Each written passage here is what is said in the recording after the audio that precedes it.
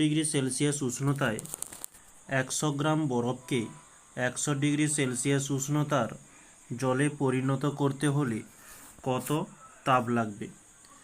আমাদের এই প্রশ্নের মধ্যে m সমান বলেছে 100 গ্রাম।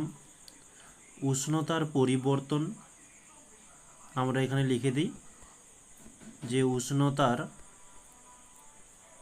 পরিবর্তন, যাকে আমরা টি দ্বারা চিহ্নিত করি, 100 degree Celsius minus 0 degree Celsius সমান আমরা পাচ্ছি 100 ডিগ্রি সেলসিয়াস। আর আমাদের এখানে যে বরফটি গলে জলে পরিণত হচ্ছে, তাই বরফ গলনের লীন তাপ, বরফ গলনের নীল তাপ এল দ্বারা চিহ্নিত করি, যেটি 80 ক্যালোরি পার গ্রাম। এখন আমাদের প্রশ্নে বলেছে যে তাপ কত, এইচ এর মান জিজ্ঞাসা করেছে। তো 0 ডিগ্রি সেলসিয়াস উষ্ণতাতে প্রথমে বরফ ছিল, বরফ থেকে আগে জলে পরিণত হবে। তো বরফ থেকে জলে পরিণত হতে হলে যে তাপটি পাবো তার নির্ণয়ের সূত্র m ইন্টু এল, এবং জল থেকে 100 ডিগ্রি সেলসিয়াসে আসার জন্য যে সমীকরণটি আমরা এখানে ব্যবহার করব mst। মানে ব্যাপারটা কি,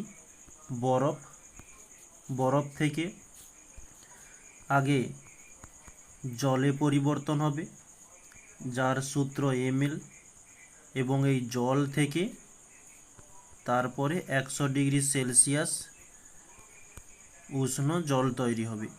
এর জন্য সমীকরণটি হচ্ছে mst।